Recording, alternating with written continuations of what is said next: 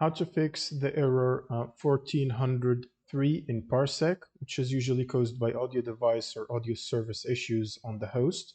So the first thing you'll need to do is right click on the start button and open up the run.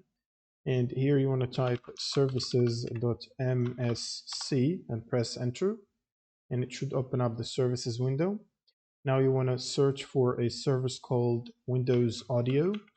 So press W on anything selected and it will take you to the service names starting with W. And then you got to look for Windows Audio Service, which is this one here. And if it is already running, you want to right click on it and click on Restart. And if it is not running, just right click on it and click on Start instead. And you want to do the same for the service that is called Windows Audio Endpoint Builder. It is running, right click and restart. It is stopped, right click and start it. And the next thing you'll need to do is close out of this window, right click on the audio icon on your taskbar, and then open sound settings. And then open up the sound control panel, which will open this window right here. Now go to the playback tab and look for your main output device. In this case, the speakers or the headset, and make sure it's enabled and set as the default device. So if you click on it, you should be able to set it as default device from here, which is this button.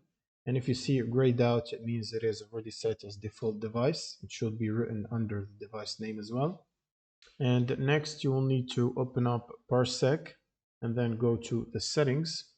And then you want to go to the host tab and scroll down to audio and make sure to use your main device. So you can set it to default if you have one device, otherwise you can specifically select your device like this. And now you can open up the settings or the sound settings again, right click on your speaker here and then open up the sound settings and then sound control panel. And in this playback list here, if you see any device that is called Parsec Virtual Audio, you want to select it and set it as the default device. And if you don't see one, you can fall back to your default speakers or headsets. Now you should be done. The next thing you'll need to do is to make sure to close any conflicting audio software that might be causing the issue.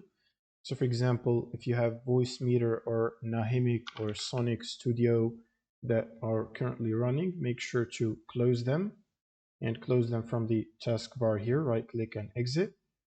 And the next thing you'll need to do is restart Parsec. If you have it running already, close it and close it from the task menu here. And make sure to rerun it as administrator, right click on Parsec and run as admin. And when you connect now, that should solve the error. Thanks for watching and subscribe.